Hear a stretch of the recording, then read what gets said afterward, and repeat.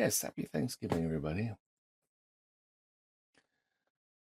It is an immense blessing to be here with you guys. I am thankful for many things in my life. I have a lot of blessings in my life. I'm blessed that way. You guys are definitely at the top half or even third or even quarter or even top eighth of the list of blessings. So thank you. Each and every one of you, I am very thankful for. Thanks, guys. Cooper and Kim especially did a lot of work on getting this stuff promoted for us. And of course, Kim built the church, and Coop does a million things every day that I think we don't even know about. Exciting. So this is what, 2023, 24, 20, 2025. Amazingly, we have been doing Alice's Restaurant for, let's see, 2008, count on my fingers, this makes this the 18th year. The 18th year we've been doing this Alice's Restaurant thing, and y'all are still coming to hear it. Wow, that's crazy.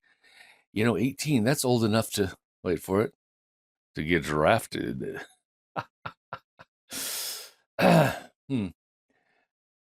So each year we do a little bit different rendition. We've done the 50th anniversary, done the 30th anniversary.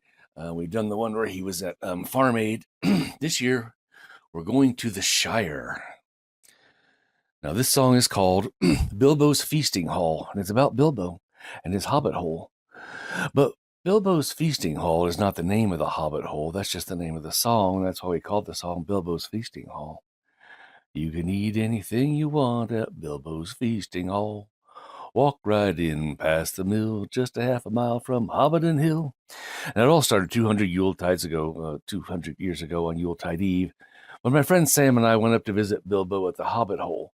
But Bilbo doesn't live in the Hobbit Hole anymore. He lives down by the western shore, nearby the Hobbit Hole in the Elf Tower with his cousin Frodo and Precious the Ring. And living in the Elf Tower like that, they got a lot of room downstairs where the pantries used to be. And having all that room, seeing as how they ate all the second breakfasts already, they decided they didn't have to deal with their dragon horde for a long time. So they converted the space into a storage unit for the wealth of smog. We got up there, we found all the treasure in there. We decided to be a friendly gesture for us to take the one ring down to the Crack of Doom. So we took the half a ton of cursed jewelry, we put it in the back of a gray elfin pony cart, we took gardening shears and axes and implements of destruction and headed on toward Mount Doom. When we got there was a big official-looking red tape sign, a chain across the volcano saying, "Due to excessive lava flow, the Crack of Doom is officially closed by the order of Gondor's Park Department." We'd never heard a volcano closed on Yuletide before, especially not for lava. With tears in our eyes, we drove off in the sunset, looking for another place to discard the burden. Okay, just kidding. What a concept, though, huh? Maybe next year. Okay, so this song is called The Raven's Crypt. It's about a crypt in the Forgotten Manor. But the Raven's Crypt is not the name of the Forgotten Manor. That's just the name of the song, and that's why we call the song The Raven's Crypt. Oh, don't run away. We're going to do the real one right now. For sure. 1967 lyrics and music and all. Just wanted to wait for our last folks to arrive, right? So, I'm sure everyone wants to get to their respective meals and places, so I better get a move on here. Happy Thanksgiving. Now for something completely different. Alice's Restaurant. Yes, this is a true story. Yes, there was a movie, and yes, the real people in the song played themselves in that movie. Pretty neat, huh? Though sadly, we did lose Alice Brock last year, just 1 week before Thanksgiving. You'd think she could have held on. But she sure left a lot of love and memories behind for us. Now, there's a really fun 18-minute long video of clips from the movie matched to the song. You can watch and listen to that on our YouTube channel after the show, in case you want to hear the real Arlo sing the song. Anyway, here we go. Start your stopwatches. Hello, Rick. And Stranger. And Owl. Owl, I haven't seen you since the last time I saw you either. Start your stopwatches for 18 and a half minutes, and here we go. For reals this time.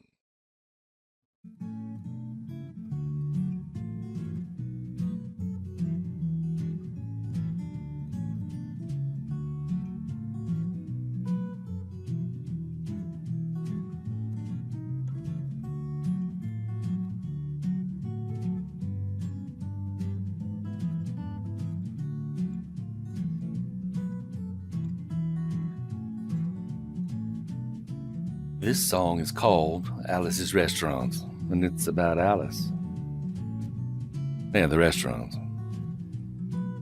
But Alice's Restaurant is not the name of the restaurant. That's just the name of the song. And that's why Arlo called the song Alice's Restaurant.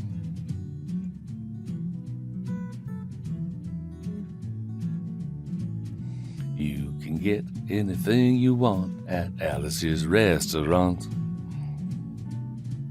You can get anything you want at Alice's Restaurant. Walk right in, it's around the back, just a half a mile from the railroad track. You can get anything you want at Alice's Restaurant. Now, it all started 2 Thanksgivings ago. It was on 2 years ago on Thanksgiving when my friend and I went up to visit Alice at the restaurant. But Alice doesn't live in the restaurant. She lives in the church nearby the restaurant, in the bell tower, with her husband Ray and Fasha the dog. And living in the bell tower like that, they got a lot of room downstairs where the pews used to be. And having all that room, seeing as how they took out all the pews, they decided they didn't have to take out their garbage for a long time. We got up there, we found all the garbage in there, and we decided it'd be a friendly gesture for us to take the garbage down to the city dump.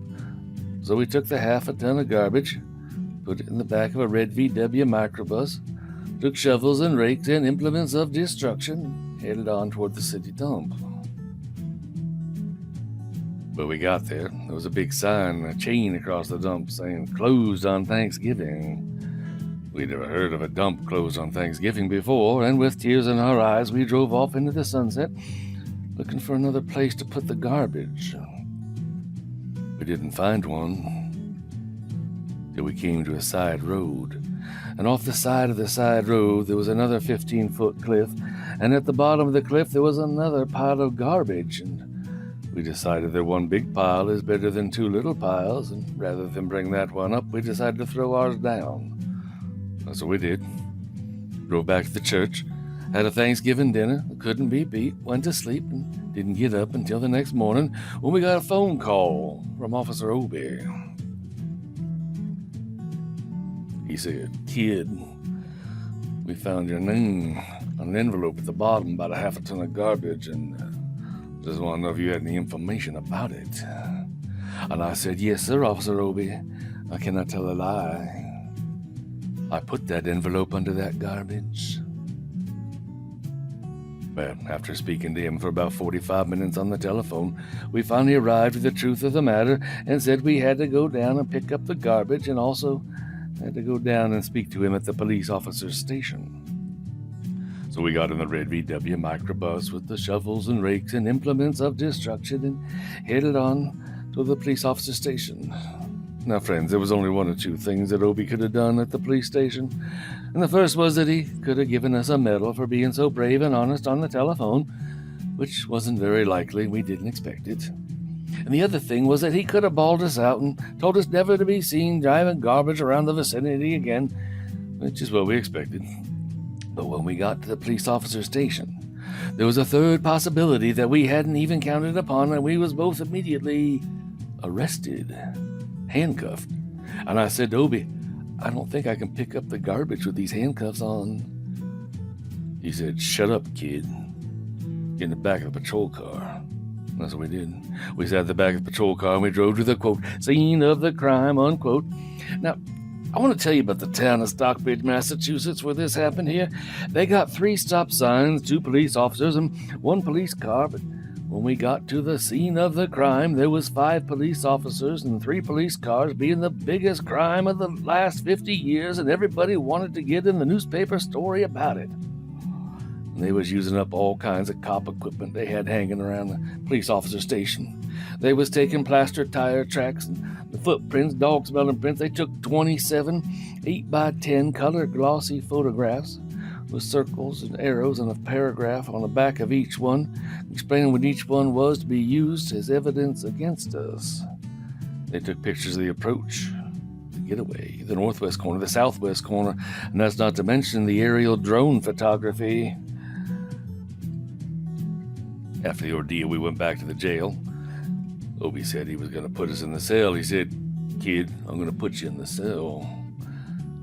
I want your wallet and your belt." And I said, "Obi, I can understand you wanting my wallet, so I don't have any money to spend in the cell. But what do you want my belt for?" He said, "Kid, we don't want any hangings." I said, "Obi, did you think I was going to hang myself for littering?" Obi said he was making sure, and friends, Obi was, because he took out the toilet seat so I couldn't hit myself over the head and drown. He took out the toilet paper so I couldn't bend the bars, roll out the roll of the toilet paper out the window, slide down the roll, and have an escape. And Obi was making sure. It was about 4 or 5 hours later that Alice, remember Alice? There's a song about Alice. Alice came by, and with a few nasty words to Obi on the side, bailed us out of jail, and we went back to the church, had another Thanksgiving dinner that couldn't be beat. We didn't get up until the next morning. We all had to go to court. We walked in, sat down. Obi came in with the 27 8x10 color glossy pictures with circles and arrows and a paragraph on the back of each one, sat down. Man came in, said, "All rise." We all stood up, and Obi stood up with the 27 8x10 color glossy pictures, and the judge walked in and sat down with the ℸ dog, and he sat down. We sat down. Obi looked at the ℸ dog and then at the 27 8x10 color glossy pictures with circles and arrows and a paragraph on the back of each one, and looked at the ℸ dog. And then at the 27 8x10 color glossy pictures with circles and arrows and a paragraph on the back of each one, and began to cry, because Obi came to the realization that it was a typical case of American blind justice.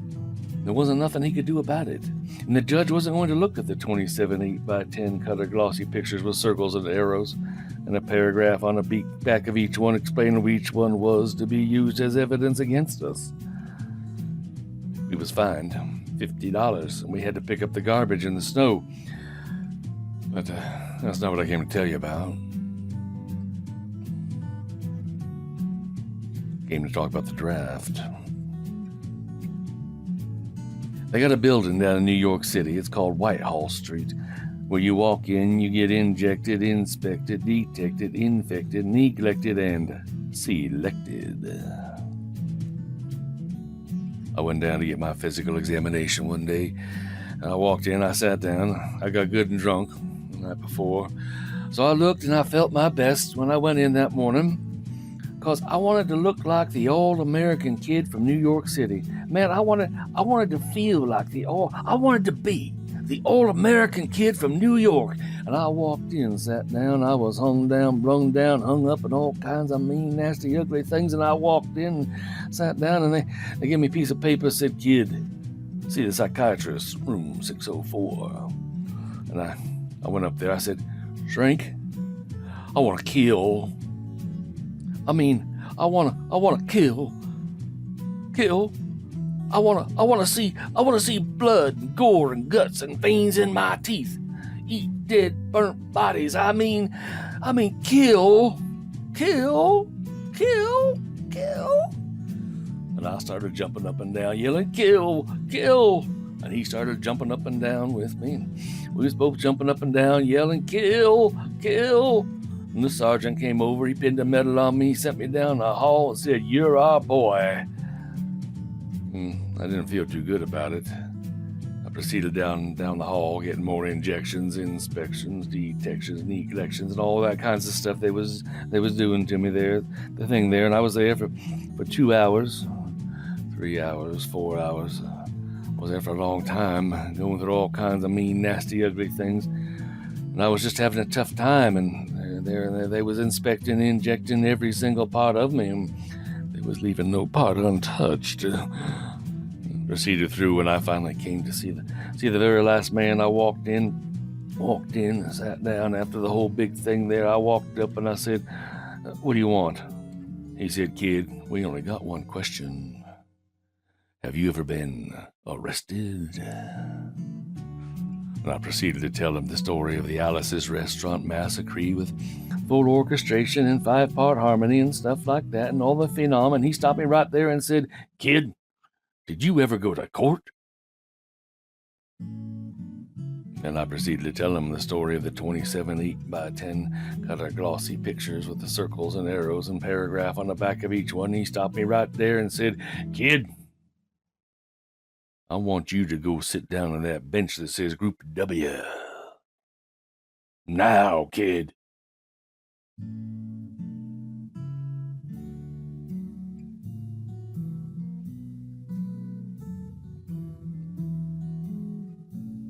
And I walked over to the bench there, and there's Group W is where they put you if you may not be moral enough to join the army after committing your special crime.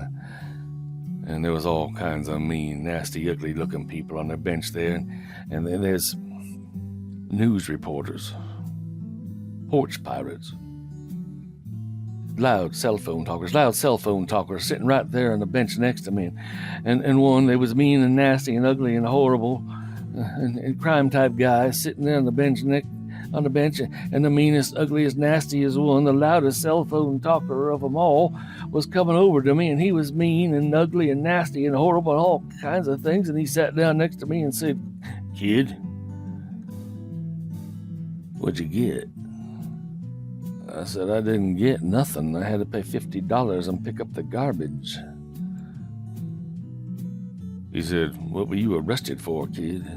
And I said, "Littering." And they all moved away from me on the bench there, the hairy eyeball and all kinds of mean, nasty things, till I said, "And creating a nuisance." And they all came back and they shook my hand, and we had a great time on the bench talking about crime, porch pirating, cell phone yelling, all kinds of groovy things that we was talking about on the bench, and everything was fine. And we was smoking cigarettes and all kinds of things until the sergeant came over, had some paper in his hand, held it up and said, "Kids, this piece of paper's got 47 words, 37 sentences, 58 words. We want to know the details of the crime, time of the crime, and any other kind of thing you got to say pertaining to and about the crime. I want to know the arresting officer's name and any other kind of thing you got to say." And he talked on for 45 minutes, and nobody understood a word that he said, but we had fun filling out the forms, playing with the pencils on the bench there. And I filled out the massacre with the 4-part harmony, and I wrote it down just like it was, and everything was fine. And I put down the pencil, and I turned over the piece of paper, and there on the other side, in the middle of the other side, away from everything else on the other side, in parentheses, capital letters, quotated, read the following words: "Kid, have you rehabilitated yourself?" Well, I went over to the sergeant. I said, "Sergeant, you got a lot of damn gall to ask me if I've rehabilitated myself. I'm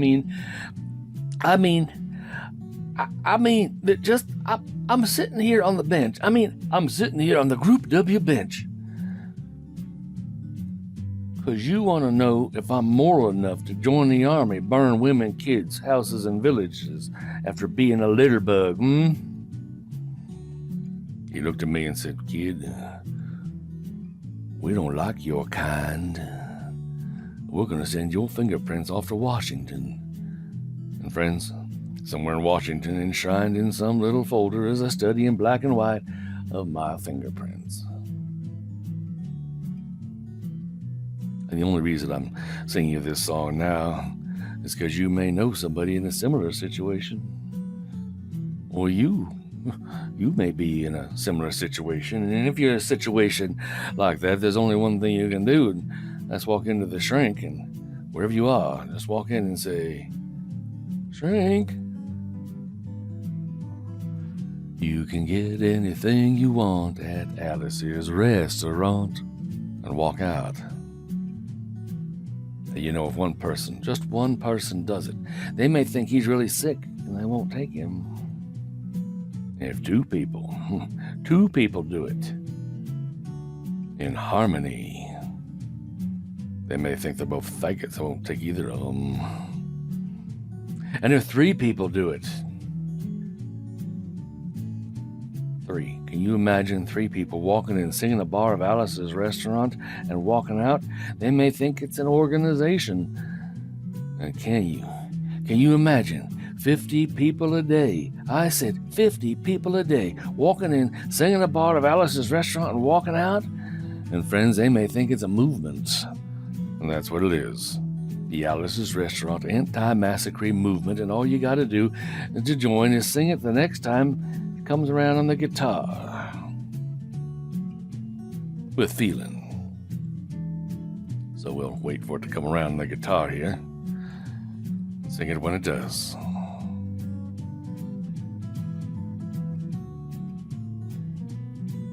Here it comes.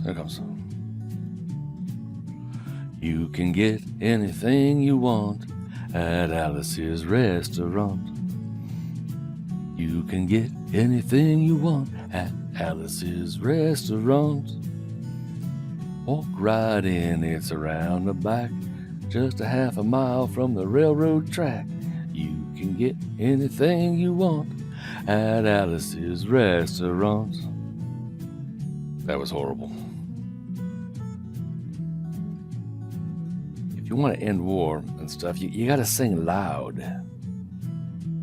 You can put it loud. I've been singing this song now for 25 minutes, and if I could sing it for another 25 minutes, I'm not proud or tired. So we'll wait till it comes around the guitar again. This time with 4-part harmony and feeling. We're just waiting for it to come around. That's what we're doing.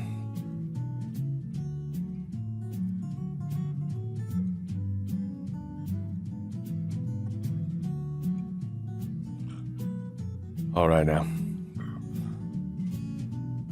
You can get anything you want at Alice's restaurant. Except Alice. You can get anything you want at Alice's restaurant. I said walk right in, it's around the back, just a half a mile from the railroad track. You can get anything you want at Alice's restaurant. Ba-da-da-da-da-da-dum. At Alice's restaurant. And so, woo! Happy Thanksgiving.